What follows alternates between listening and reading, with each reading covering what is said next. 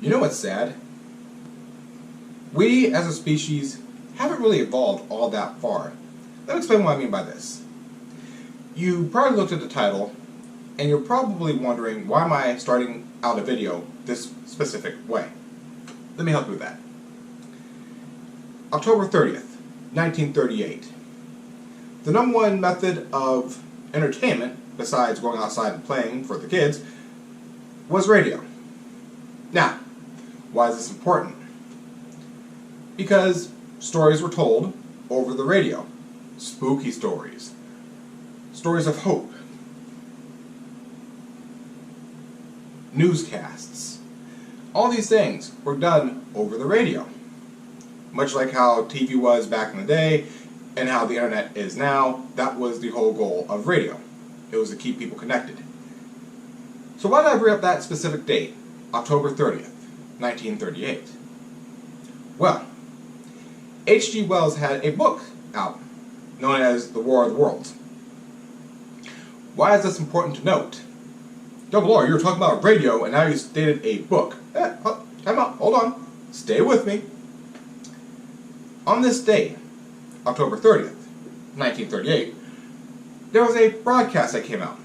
Much like Dawn of the Dead's television broadcast of the zombie apocalypse and how things were going there. Teams from the Federal Emergency Management Agency, the Center for Disease Control, and Office of Emergency Preparedness have been dispatched to Chicago, Madison, and the Twin Cities. While martial law has not been declared, the governors of all three states are encouraging citizens to remain calm and stay at home for the present. We've had no official response from the White House, but it can be confirmed that the president is considering returning from his fishing trip at Jackson Hole. More on the situation as it develops.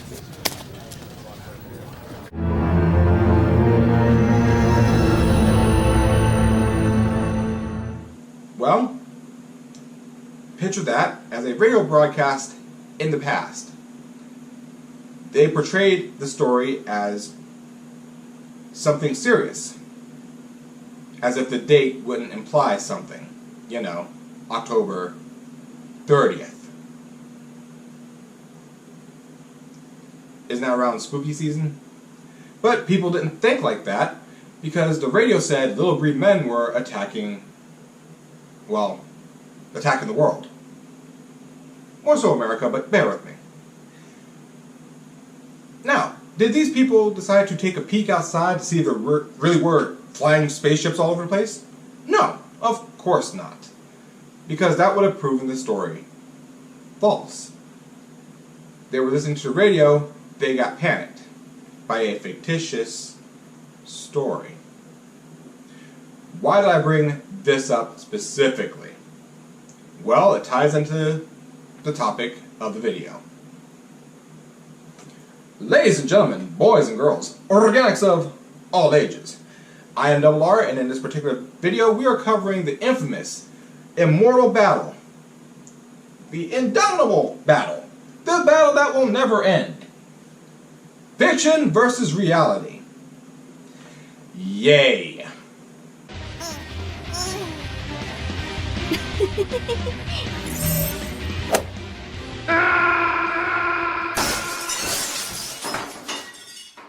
So, to discuss this particular topic of fiction versus reality, we have to break it down into the two major conflict points, the two sides, if you will.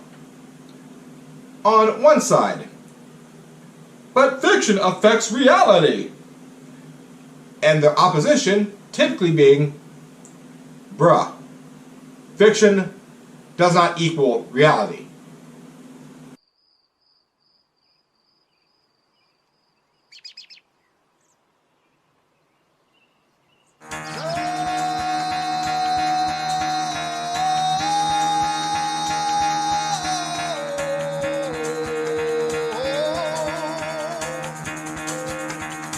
Get the fuck out of bed, bitch, go.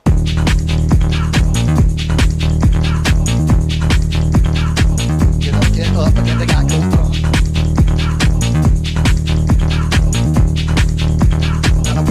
Time to wake up, bitch, get up.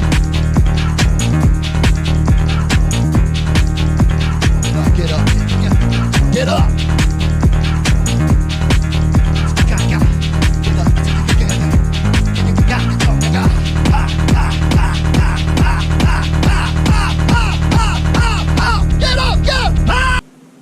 Let's start with the latter.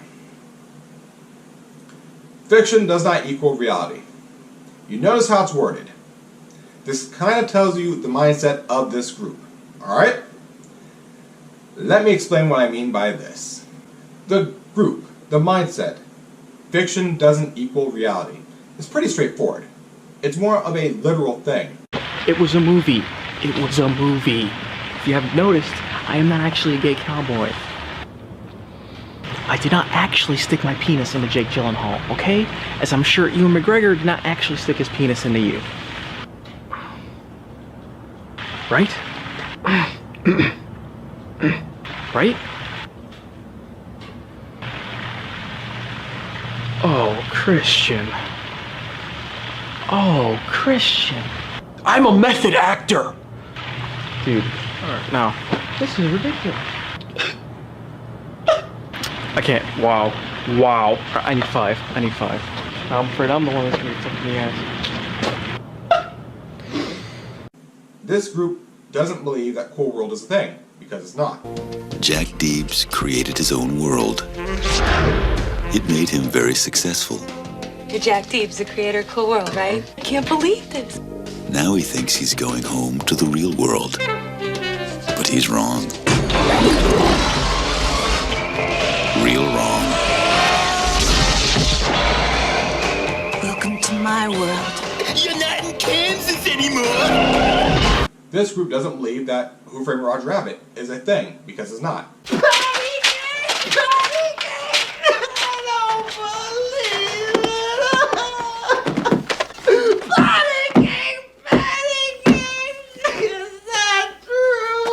Take comfort, son. You're not the first man whose wife baked patty cake on him.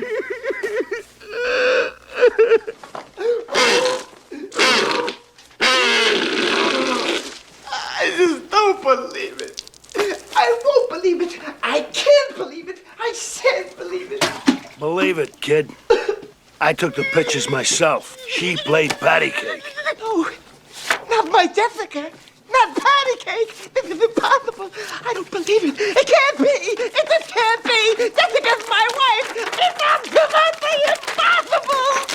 Jessica's the light of my life. The apple of my eye. I hope you're proud of yourself and those pictures you took. You don't walk outside and shake hands with Mickey Mouse, a cartoon character. No. The only time you've ever shaken hands with a version of Mickey Mouse was some person in a suit. The character itself is not running around being the character. The character does not exist. It is important that I bring this up. Because, again, that is the mentality of that second group. Fiction does not equal reality. Slender Man, not a real thing. You don't step outside and, oh my gosh, there he is, doing the whole static. No. Not a thing. It is a fictional story, fictional characters, who gives a damn? But because that is their mentality, and it's straightforward what their mentality is, and they repeat this as their mantra, that should tell you exactly where their mind is at. These people don't believe that violence in video games make you violent. I see what they're saying, though. After all, as the writer of the movie Freak Out, I'm not only pro-serial killing, but I'm also a serial killer in real life, obviously. But good luck arguing predeterminism in front of an appeals court. You're fucked. These are people who watch Game of Thrones and go, that's some good acting. These are people who understand that role play is just that. It's role play. It's not real. Why, Sean? It's not technically your manhood. It's James Bond's manhood. Alright then. Just because you want to act out as a villain, like Willem Dafoe being the Green Goblin, you understand that he's not actually going out there and lobbing grenades at people. You understand that he doesn't want to, in real life, fly a glider and murder a bunch of folks just to do it. He may feel like he wants to at times, but he doesn't actually go out and do that. This is a group that believes that Samuel L. Jackson is an actor, and he has not died, even though he has many characters who bit the dust. You get what I'm getting at? The mentality is pretty much a very literal thing for them. Cannot harm the character in any way, shape, or form because the character itself does not exist. Pretty straightforward, right? Fiction doesn't affect reality is the mindset of it being a literal comparison. Now, having said that, we gotta deal with the other group. Are you trying to get a rise out of me? Are you happy now? Is this what you want? Oh, no, it's not what I want. It's not what I want. I'm sorry. I'm sorry. Now, let us speak more specifically upon the fiction affects reality crowd. These are your Anita Sarkeesians with their sexism in video games. Ergo, all gamers are sexist. These are your Jack Thompsons. If you're playing violent video games, you are being trained for violence. Grand Theft Auto is a world governed by the laws of depravity. Sorry, but I need this. See a car you like? Steal it. Someone you don't like? Stomp her. A cop in your way? Blow him away. There are police at every turn and endless opportunities to take them down. It is 360 degrees of murder and mayhem. Slickly produced, technologically brilliant, and exceedingly violent. And now it's at the center of a civil lawsuit involving the murders of 3 men in the small town of Fayette, Alabama. They were gunned down by 18-year-old Devin Moore, who had played Grand Theft Auto day and night for months. Attorney Jack Thompson, a longtime crusader against video game violence, is bringing the suit. Are you saying that Devin Moore shot 3 people in the head because of a video game? What we're saying is that Devin Moore was, in effect, trained to do what he did. He was given a murder simulator. He bought it as a minor. He played it hundreds of hours, which is primarily a cop-killing game. It's our theory, which we think we can prove to a jury in Alabama, that but for the video game training, he would not have done what he did. These are your personas in the furry community. These are your Type 2 role players. It's just fucking ridiculous. I'm Batman. That's who Batman is, me, not anyone else. Alright? Some asshole can dress up like Batman and pretend to be him on a YouTube video, but that does not make him Batman, because I am Batman. You understand? There's only one person that could be Batman. That is me. Me. The character is me. I am the character. That is me, who I am. Batman is me. These are the kinds of people who send death threats to a kid because he went to a mark, said his lines, and was able to act in such a way that they believed that the actor was evil, not just the character. These are the kind of people that send death threats to children because, well, something on screen happened that they didn't like. You catching a theme? When it comes to the fiction affects reality crowd, their mindset isn't direct. It isn't a one-to-one like it is for their opposition. The fiction doesn't equal reality crowd. In fact, the way I'm saying the different mentalities is how their minds work. The fiction doesn't equal reality mindset is pretty literal, as I stated before. It's pretty much straightforward one-to-one. You see Jessica Rabbit on the TV screen, that's it. No matter what you think about her, no matter what you fantasize about her, if you want to murder her, if you want to bang her, whatever, it doesn't matter because it will never happen because the character itself does not exist. So the character itself, fine, dandy, canon doesn't alter, no matter what you think about her. The fiction affects reality crowd, however, takes the implication of your intent. So to them, it is not a one-to-one ratio. It is the implication and the intention thereof. You want to bang Jessica Rabbit? Why? What are you planning to do? What's that? You had a rape fantasy about Jessica Rabbit? You're a rapist.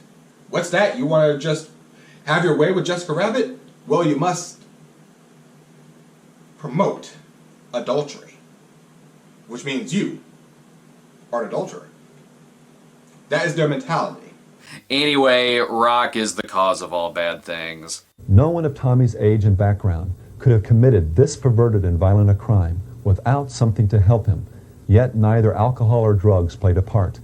What then could it have been? Oh, you mean like mental illness, or do those not exist? Nope, definitely metal music, and metal alone caused all of this. I mean, look at how popular the music of the occult is. You can't get much more metal than the Dirty Dancing soundtrack. She's Like the Wind, sounds like witchcraft to me. But remember, he's just putting this stuff out there. It's really innocent, really. Now, I'm not saying that if you listen to heavy metal music, the devil will make you kill your mom. Yeah, you are. Or at the least you want your viewers to think that. I think he has a reply to my criticisms, though. Now, some would say, so what? It's all just in fun. Nobody is supposed to take the message seriously. Well, that sentiment completely ignores both the nature of man and the power of music. Take some freaking responsibility and go see a therapist. It is the implication thereof, the intent thereof. With the Jack Thompson example, he didn't say, oh, if you play GTA, you're going to go out there and steal a car immediately. No. He was saying that if you're playing certain games, you're being trained to think a certain way. And Anita Sarkeesian said the same thing. Her debate was more so on the more you consume a product, the more you become the product. AKA, if the product was about raw violence, you become desensitized to the violence, which means you're going to go out and perform said violence. So if you watch a bunch of slashers, you're going to go out and start murdering people. The reason being is because you don't see a problem with it. You're desensitized to it. It's just a normal day. It's just you breathing at this point. That's the mentality being had by the fiction affects reality crowd. Which leads me to my 3 core points that I always bring up. Fiction affects reality for 3 types of people, and only 3 types of people. 1, the mentally unfit. Hands down, bar none, this is the #1 way fiction can affect reality. Why? Because something is messed up in your wiring to where you see this as a thing. 2, it is to inspire discussion and or invention depending on what type of fiction it is. After all, we got the internet. That wasn't a real thing for a hot minute, but sci-fi said it was. And 3, well, 2.5, but I'm calling it 3. Propaganda. And we know propaganda in and of itself is a thing because it is fiction. But it can convince people of certain things. For those of you who drive, do you drive behind trucks with big-ass logs on them? Or did Final Destination tell you, kinda, nah, don't do that?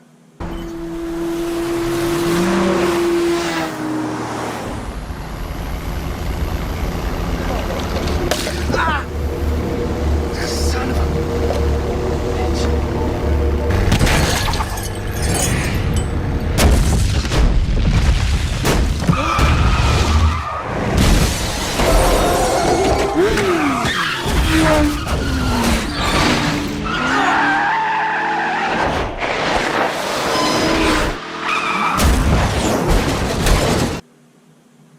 Back in the day, Jaws.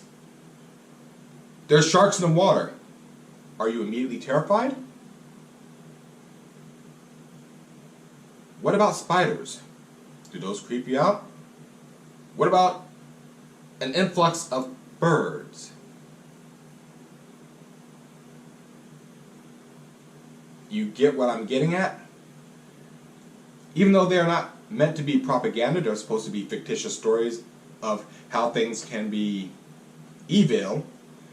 Some people will take that as the message. Some people will go, well, it's the intent. They're trying to warn you. And if you apply it to your real life, you're being swayed by said propaganda.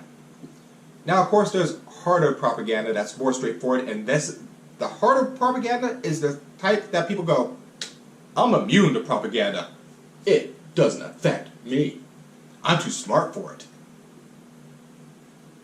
Again, do you drive behind a big-ass truck hauling big-ass logs? No. Because you saw a final destination, so you kind of got a little worried. Methinks you've been affected just a little bit. This brings us back to what I stated at the beginning with War of the Worlds, October 30th, 1938. Nearly 9 decades later, and we're still having an issue telling fiction apart from reality.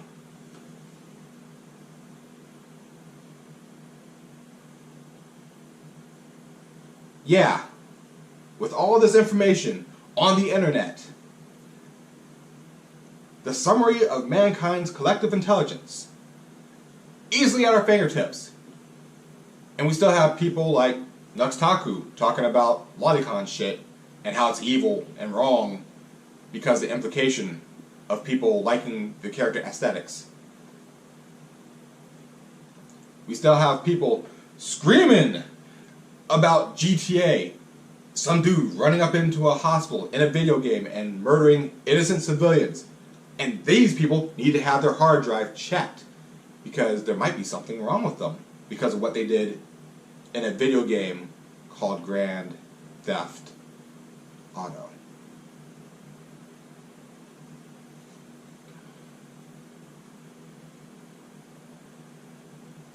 Nine decades. Nearly 9 decades from people freaking out over a radio broadcast of someone's fictional story in a book. And we're still here, nearly 9 decades later, me saying it all again, that fiction versus reality is still a battle that we have to deal with. Oh yes, humanity has come so far, and yet we went absolutely nowhere when it comes to fiction versus reality.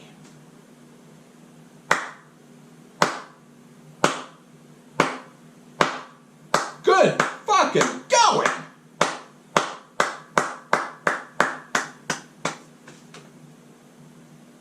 And y'all wonder why I say humanity is fucking doomed.